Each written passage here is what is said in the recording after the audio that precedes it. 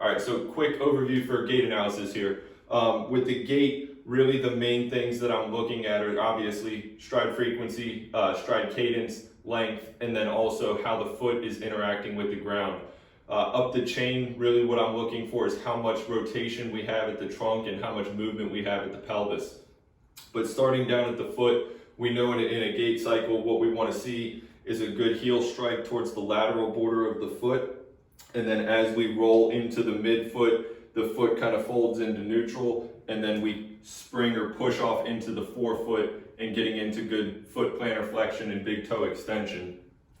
Up the chain here at the knees, what we want to see is kind of just a maintenance of a soft knee that's very fluent in its flexion and extension patterns. So we're not getting the knees snapping back into extension as we step, which is something that we'll see from time to time, but rather that flexion extension pattern is almost not noticeable. At the hips, we want to see some degree of rotation as we're going through our stride cycle, but not so much so that it starts to turn the body with the stride action.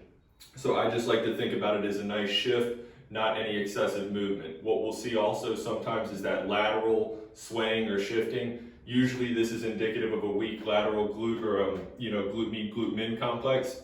But with the pelvis, anything that's obvious is usually something we want to address.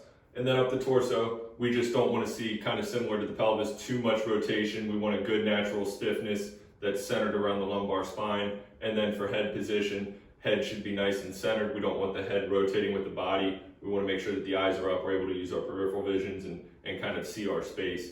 And then lastly, tying it all together, making sure that we have good arm movement that's in sequence with our steps and doesn't just seem erratic or just too stiff and too tight.